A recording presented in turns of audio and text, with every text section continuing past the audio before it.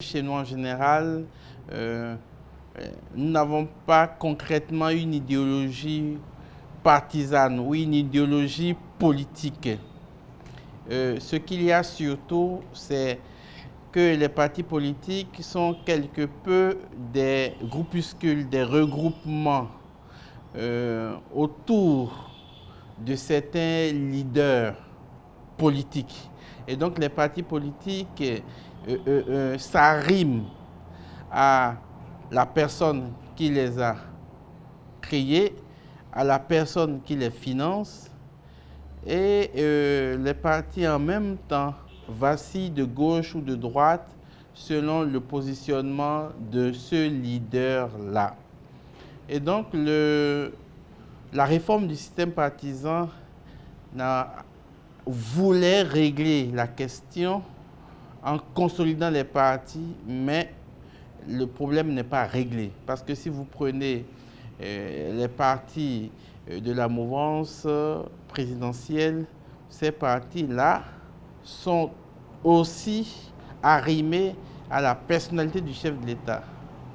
Il y a une question anthropologique et sociologique qui fait que nos partis sont fragiles dans leur constitution, dans leur essence, parce que chacun a des intérêts personnels particuliers, des intérêts de poste, des intérêts des honneurs et des intérêts de positionnement politique et social.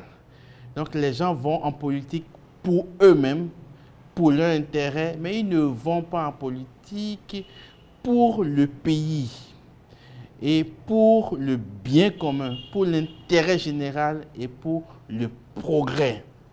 Et donc, cette fragilité-là est palpable. Donc, partant de cela, s'ajoutent maintenant les fragilités particulières dues à une position comme parti d'opposition. Quand vous êtes parti d'opposition, où tout le monde va vers la rivière et vous êtes dans un désert aride, il y a des querelles, il y a des divisions, mais il y a aussi que en opposition, c'est ceux qui ont des convictions fortes qui restent. Et donc, l'unité pose problème. Sans oublier toutes les infiltrations quand vous êtes parti d'opposition.